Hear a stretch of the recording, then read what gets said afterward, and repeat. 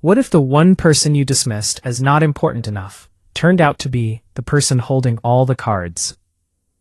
What if a single phone call, just 7 words, could unravel everything you thought you had carefully planned? This is not a made-up fairy tale.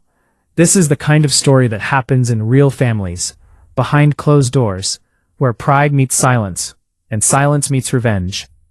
And trust me, by the time this story ends, you are going to sit back and think about every single person in your own life that you have ever underestimated.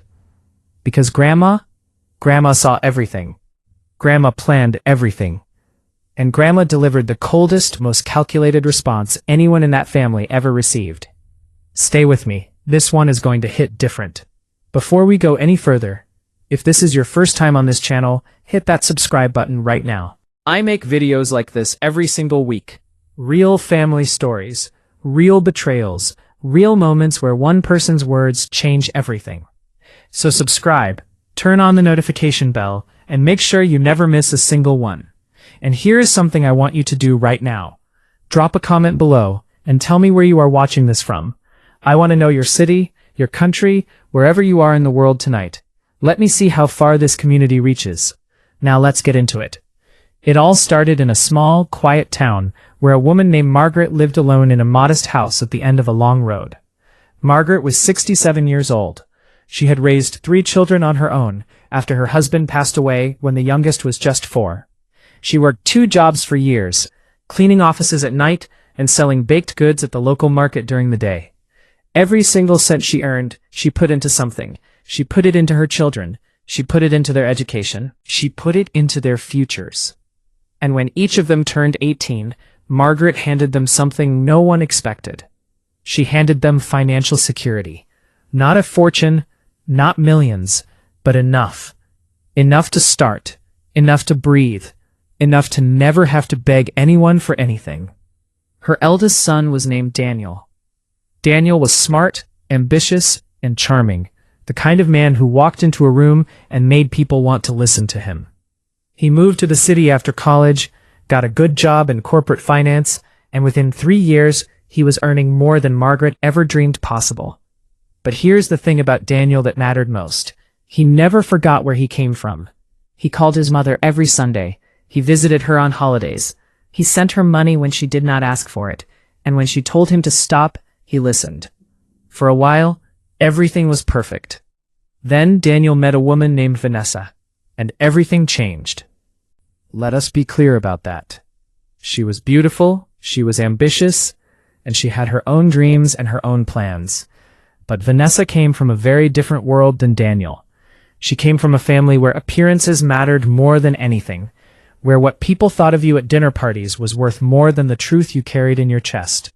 Vanessa believed in image, she believed in control, and from the very first moment she met Margaret, she decided one thing. Margaret did not fit into the life she was building with Daniel. It was subtle at first, small things. Vanessa would politely suggest that maybe Margaret did not need to come to every gathering. She would say things like, "Oh, it's just a small get-together, nothing formal," even when it was formal.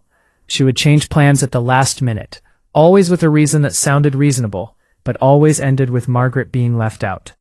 Because Vanessa had a way of making him feel like saying something would make him look weak.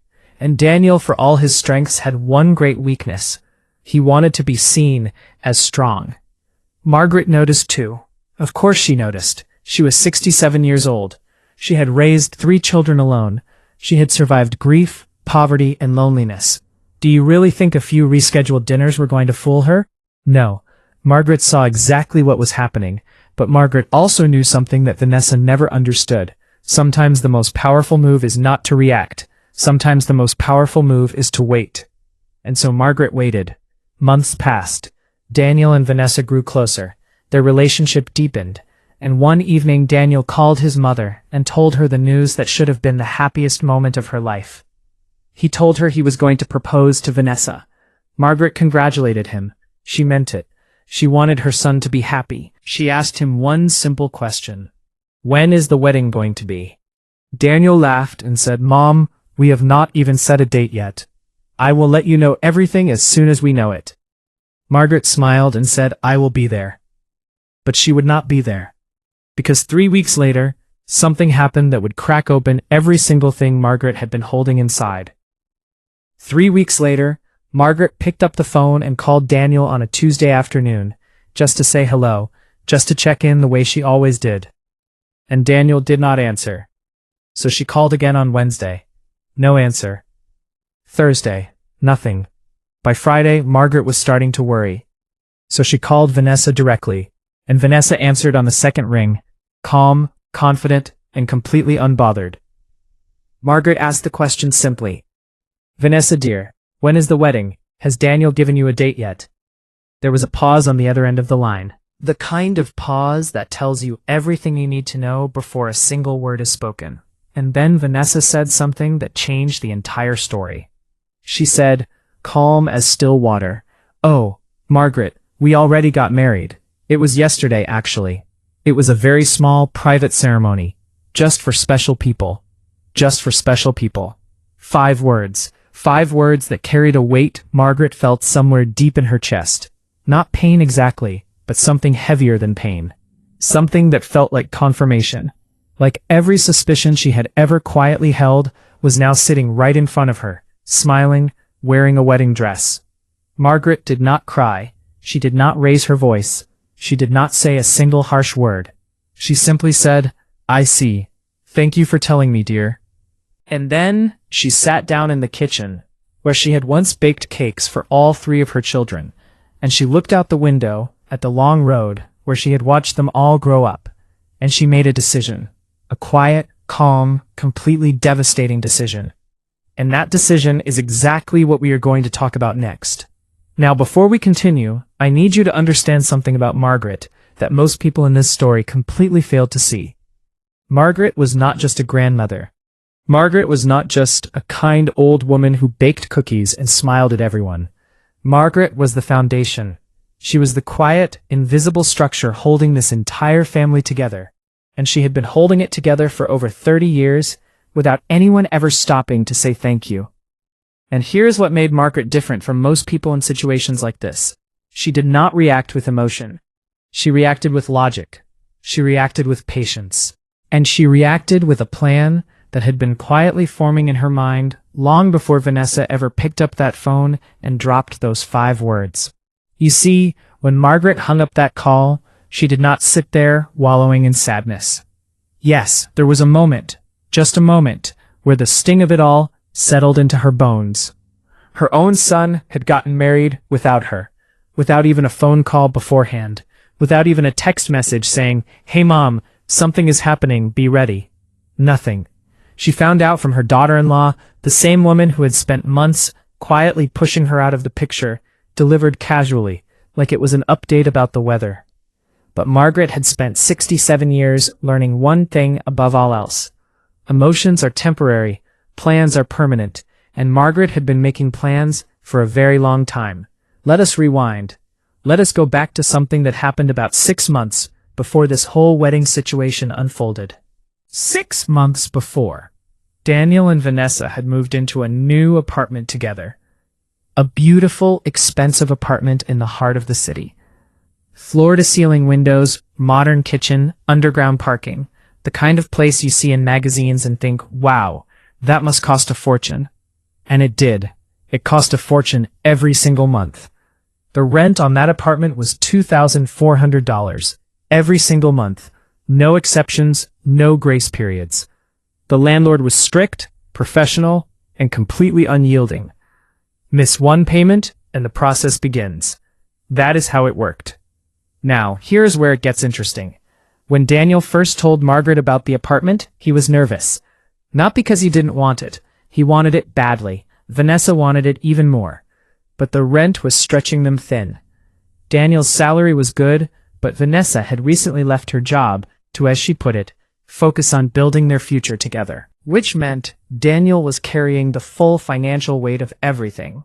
The apartment, the car payments, the lifestyle Vanessa had grown accustomed to.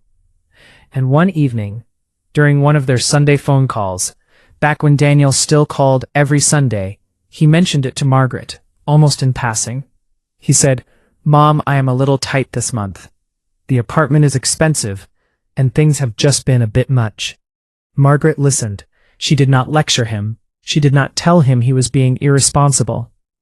She simply asked, "What do you need, Daniel?" And Daniel, too proud to ask directly, said, "Nothing, Mom. I am handling it."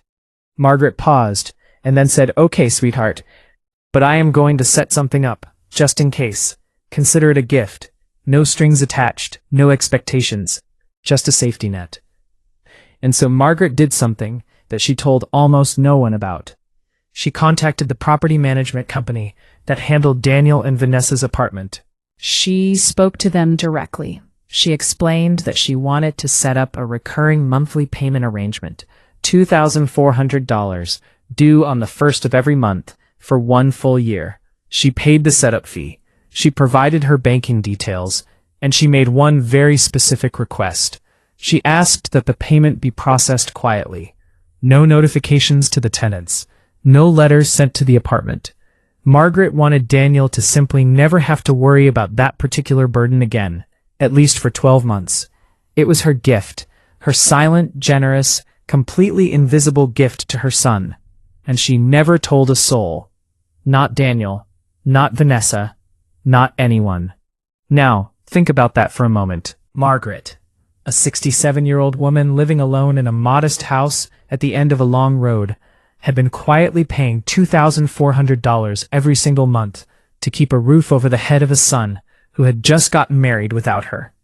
She had been doing this for months, silently, lovingly, without any expectation of gratitude, without any acknowledgement, without any thanks. She did it because that is who Margaret was. She did it because she loved Daniel, even when Daniel, or more accurately, even when the life Daniel had built with Vanessa had stopped making room for her. And here's the part that makes this story absolutely devastating. Margaret kept paying. Even after the wedding. Even after those 5 words. Even after learning that she had been deliberately excluded from one of the most important days of her son's life, Margaret did not stop the payments. Because Margaret understood something that Vanessa had never bothered to learn, this was never about her. This was about Daniel. This was about protecting her son, even from a distance, even from the shadows, even when he did not know she was there. But everything has an expiration date. Even love has conditions that, when broken past a certain point, shift the equation entirely. And Margaret's expiration date arrived exactly 1 week after that phone call with Vanessa. 1 week. 7 days. That is how long it took for Vanessa to reveal exactly who she was and exactly how she saw the world. Because 1 week after casually informing Margaret that the wedding had already happened, 1 week after those 5 beautiful, devastating words, "just for special people," Vanessa picked up her phone and called Margaret again, and this time, the tone was completely different. This time, there was no casualness, no calm confidence. This time, Vanessa sounded rushed, slightly panicked, and irritated. And the first words out of her mouth were, "The rent is overdue. Did you transfer it? Did you transfer it?" Not, "Hey Margaret, how are you doing?" Not, "How have you been?" Not even a simple hello. The very first words were a demand. A cold, transactional demand about money. From the same woman who, just 7 days earlier, had made it crystal clear that Margaret was not special enough to be invited to a wedding. The same woman who had spent months carefully constructing a life that had no room for the woman who had silently been paying her rent for half a year. And Margaret? Margaret did not panic. Margaret did not scramble. Margaret did not explain or apologize or offer to fix anything. Margaret simply took a breath, a slow, calm, deliberate breath, and then she said 3 words. 3 words that landed with the precision of something that had been loaded and aimed for a very long time. She said, "Didn't I tell you?" And that was it. That was the entire response. 3 words. And in those 3 words was everything. Every month of silence, every ignored invitation, every politely rescheduled gathering. Every time Margaret was made to feel like she did not matter. 3 words that carried the weight of 67 years of quiet strength, and one woman's absolute refusal to be invisible while also being indispensable. But here is what you need to understand before we go any further. Those 3 words were not the end of the story. Those 3 words were only the beginning. Because what happened next What unfolded in the days and weeks that followed that single phone call is where this story truly becomes something you will never forget. And that is exactly where we are going next. Let us talk about what those 3 words actually meant, because on the surface they sound simple. They sound almost casual. Didn't I tell you? Like Margaret was reminding someone about a dentist appointment or a grocery list. But underneath those words, underneath that calm, measured tone, there was a layer of meaning that Vanessa was not prepared for. And the moment Vanessa heard them, the moment those words sank in, something shifted. Something cracked. Because Vanessa, for the first time in her entire relationship with Margaret, realized she had no idea who she was actually dealing with.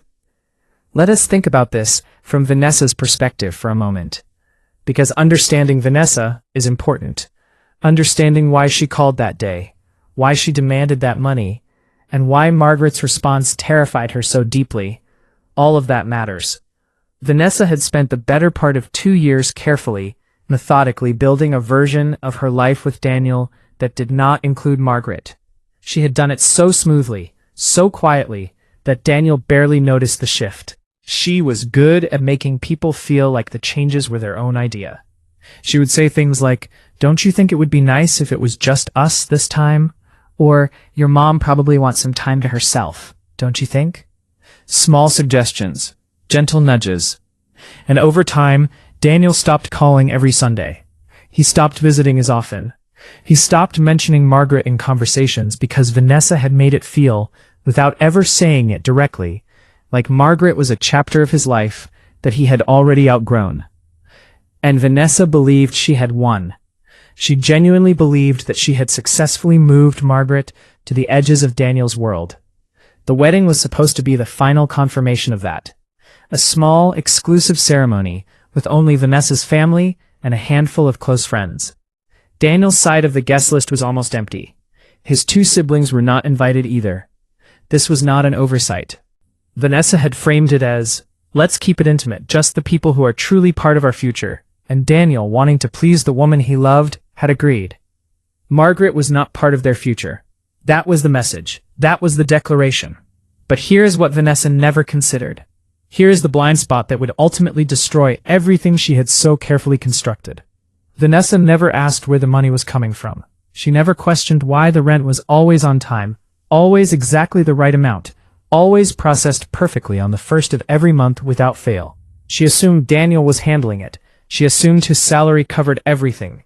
She never once looked closely enough at the finances to notice that Daniel's paycheck, after taxes and all their other expenses, should not have been enough to cover that apartment. Not even close. But Vanessa did not look. Because Vanessa did not care about the details. She cared about the result. The roof was over her head. The apartment was beautiful. The rent was paid. That was enough for Vanessa. She never asked how. She never asked why.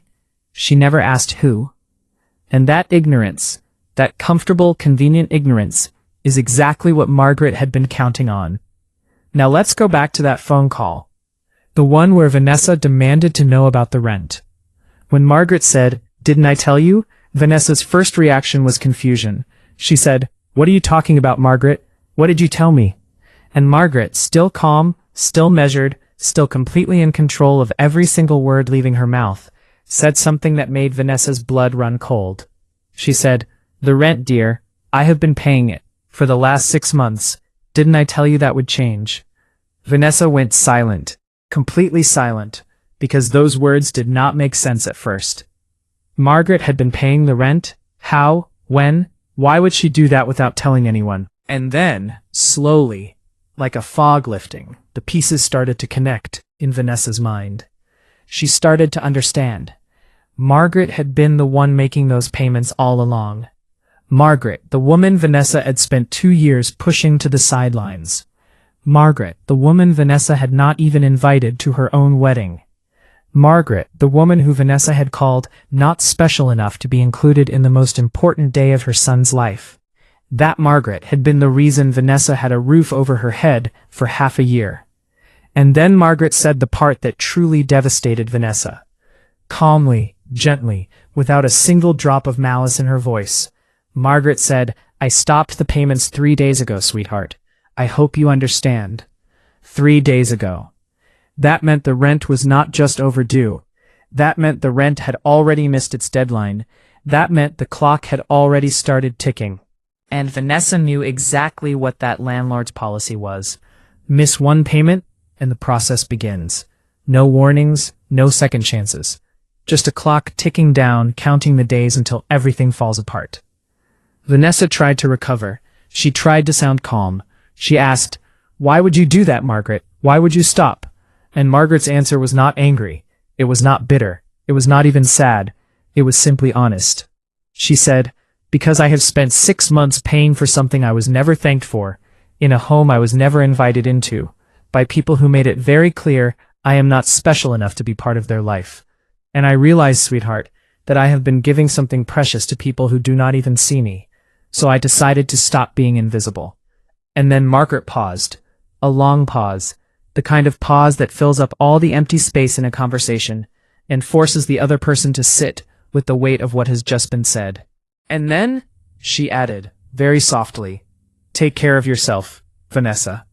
I truly wish you well." And Margaret hung up the phone. Now let us sit with that for a moment. Let us really think about what just happened. A 67-year-old woman, alone in a modest house at the end of a long road, had just delivered one of the most calculated, most emotionally precise responses in the history of family conflict. She did not yell. She did not threaten. She did not manipulate. She simply told the truth. She laid out exactly what she had done, exactly why she had done it, and exactly why she had stopped. And in doing so, she held up a mirror that Vanessa could not look away from. A mirror that reflected back every choice Vanessa had made over the past 2 years, every small cruelty, every deliberate exclusion, every moment where Vanessa had treated Margaret like she was nothing, and showed her exactly what those choices had cost.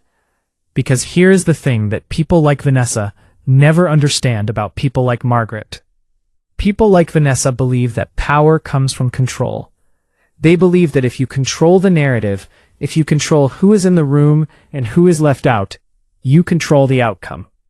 And for a while, it works. For a while, Vanessa did control everything. She controlled who Daniel spent time with. She controlled the guest list at the wedding. She controlled the story that everyone around her believed. But what Vanessa never realized is that Margaret had been holding a card the entire time. A card so quiet, so invisible, so completely hidden from view, that Vanessa never even knew it existed. And when Margaret finally played that card, when she finally laid it down on the table in the calmest, most devastating way possible, Vanessa had absolutely nothing left to counter with. Margaret did not need to fight back loudly. Margaret did not need to make a scene. She just needed to stop. She just needed to withdraw the one thing she had been giving silently for months: her support, her money, her invisible safety net.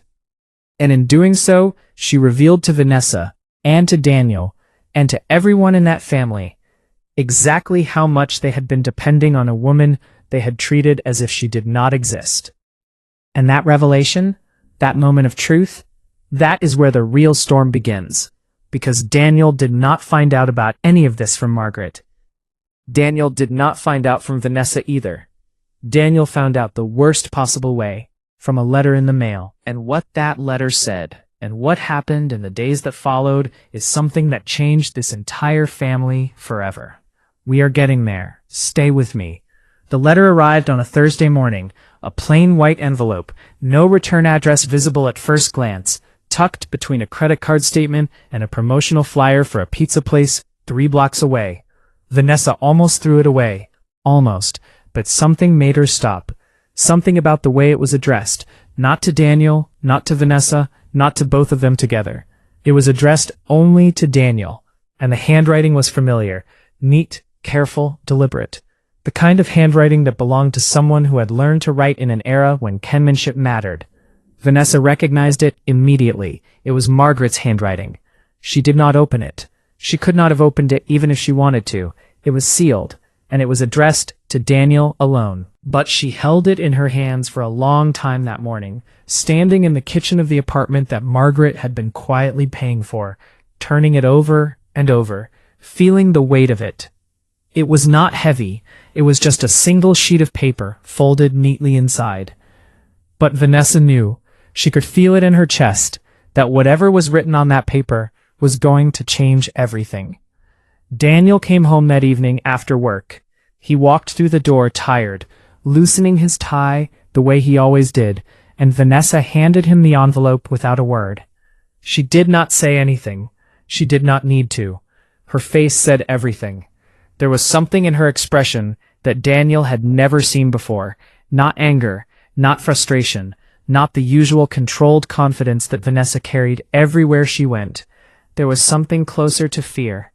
And Daniel, who knew Vanessa better than almost anyone, noticed it immediately. He looked at his mother's handwriting. And without asking a single question, he opened it. The letter was not long. It was maybe a page and a half, written in that same careful, deliberate hand. And it began simply. It began with, "My dear Daniel." Not son, not sweetheart. My dear Daniel. Formal, intentional. The kind of greeting that tells you the person writing it has chosen every single word with precision. And then Margaret wrote something that Daniel was not expecting at all. She did not start with the rent. She did not start with the wedding. She started with a memory. She wrote about the day Daniel was born. She wrote about how small he was, how loud he cried, and how the moment she held him for the first time, she made a promise to herself. She promised that no matter what life took from her, and life had already taken quite a lot, she would never let her children feel unseen. She would never let them feel like they did not matter, because she knew what that felt like. She had felt it her entire life, growing up in a family that did not value her, marrying a man who disappeared before any of them were old enough to remember his voice, building a life from nothing, completely alone, with no one ever stopping to say, "I see what you are doing. I see how hard you are working. You matter." Margaret wrote that she had spent 67 years being invisible, and she had made peace with that. She had made peace with being the woman in the background, the woman who shows up quietly, does everything she can, and asks for nothing in return. She had made peace with it because it was the only way she knew how to love. Silently, completely, without conditions. But then she wrote the part that broke Daniel apart. She wrote about the phone call with Vanessa. She wrote about learning that the wedding had already happened. She wrote those 5 words exactly as Vanessa had said them, just for special people. And beside them she wrote nothing. No commentary, no reaction. Just the words, sitting on the page, speaking for themselves. And then she wrote, "I have spent the last 6 months paying your rent, Daniel. $2,400 every month. I did this because I love you, and because I wanted to make sure you were safe, even if you did not know I was there. I did not do it for recognition. I did not do it for thanks. I did it because that is what a mother does. But I have stopped now, not because I stopped loving you.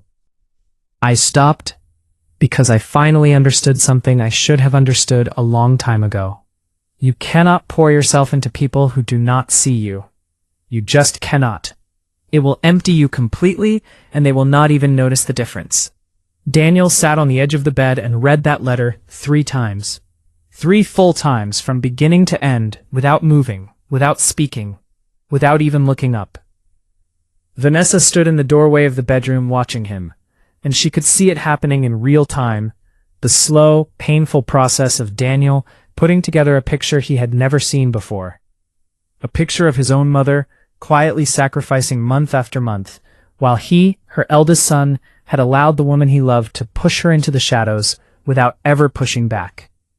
When Daniel finally looked up, his eyes were red. Not from crying exactly, but from something heavier than crying. From the kind of deep, uncomfortable recognition that comes when someone you love holds up a mirror and you do not like what you see. He looked at Vanessa, and for the first time in their relationship, there was something in his gaze that Vanessa had never encountered before. It was not anger, it was not disappointment, it was something quieter than both. It was the look of a man who was finally seeing clearly. He said one thing, just one thing. He said, "Did you know?" Vanessa tried to answer. She opened her mouth. She tried to construct something, an explanation, a justification, anything that would soften what was happening in that moment. But nothing came out, because there was nothing she could say.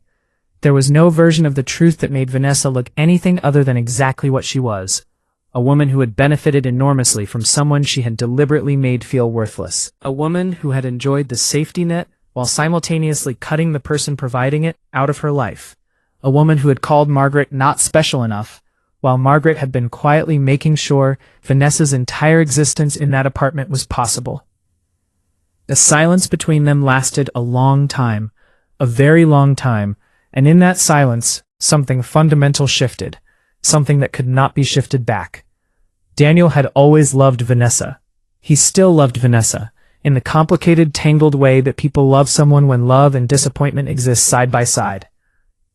But something had cracked. Something in the foundation of what they had built together had developed a fracture that neither of them could pretend was not there. And that fracture did not come from Margaret. That fracture had always been there, hidden beneath the surface, waiting for exactly this moment to reveal itself. The next morning, Daniel did something he had not done in months. He picked up the phone and called his mother. Margaret answered on the second ring, the way she always did, calm and warm and completely unsurprised to hear from him. Daniel did not apologize on that call. Not yet. He was not ready for that. But he asked her one question. A simple question. He asked, "Mom, why did you never tell me?" And Margaret, in that voice of hers, the one that had helped 3 children through every nightmare and every fear they ever had, said, "Because some lessons, sweetheart, can only be learned the way you just learned them. I could have told you everything from the beginning, but would you have believed me? Or would you have believed her?" Daniel had no answer, because they both already knew. The days that followed were not easy. They were not wrapped up neatly with a bow. Real life rarely works that way, but something had begun, a reckoning. A slow, painful, necessary reckoning that would reshape every single relationship in that family. And the person at the center of it all, the woman who had started everything with 3 quiet words and a stopped payment, was already back in her modest house at the end of the long road, sitting at her kitchen table, drinking her morning tea, completely at peace. Because Margaret had done what she needed to do. The rest was up to them. Now I want you to think about something before we continue. Think about every single person in your life who has ever done something for you quietly. Someone who never asked for credit. Someone who never demanded recognition. Someone who simply showed up again and again, without fanfare, without expectation, and made your life better in ways you probably never even noticed. Think about that person right now. Hold their face in your mind. Because this story, this entire story, is really about them. It is about every Margaret who has ever lived. Every quiet, invisible, underestimated person who has been holding something together while the rest of the world walked right past them without a second glance. And the terrifying truth is, you might be living with one right now. You might be sitting across the dinner table from one every single night, and you might not even know it. Daniel spent the next 3 days doing something he had not done in a very long time. He sat with himself. He sat with the discomfort of what he had learned, and he did not run from it. He did not call Vanessa to fix it or smooth it over or reframe it into something more comfortable. He sat with the raw, unfiltered truth of who his mother was and what she had done. And more importantly, he sat with the uncomfortable reality of what he had allowed to happen. Because here is the thing that Daniel kept coming back to, the thing that kept him up at night staring at the ceiling of that expensive apartment. Margaret had not just paid his rent. Margaret had paid his rent while being told in every possible way that she was not important enough to be part of his life. She had written checks every single month to a woman who had made it painfully clear that Margaret did not belong. And she had done it with love. With pure, selfless, no-strings-attached love. And Daniel had never once stopped to ask why everything in his life seemed to fall into place so effortlessly. He had never once questioned the invisible hands that had been holding him up his entire life.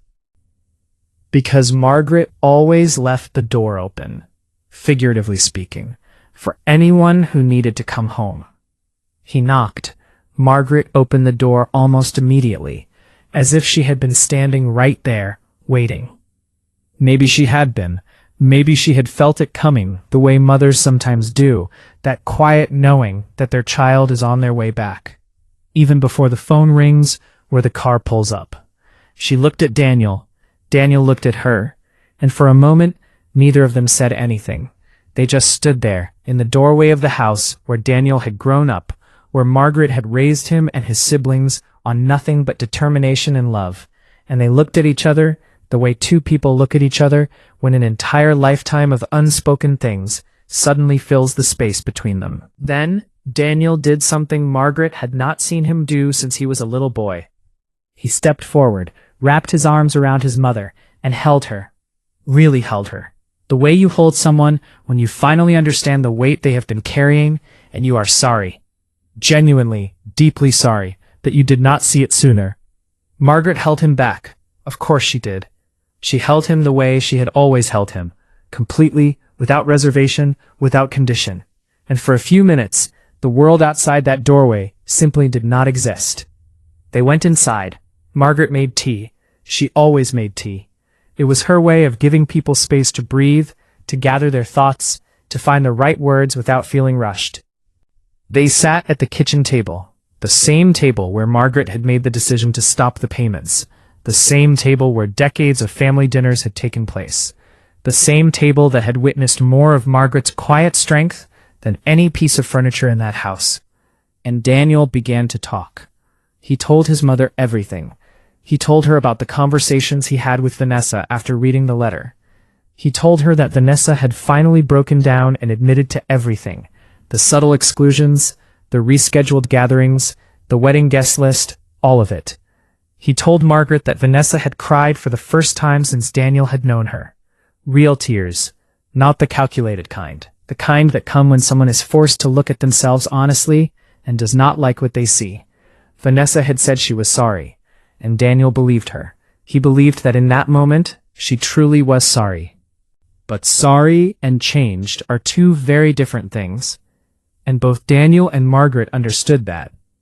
Margaret listened to all of it without interrupting. She listened the way she had always listened.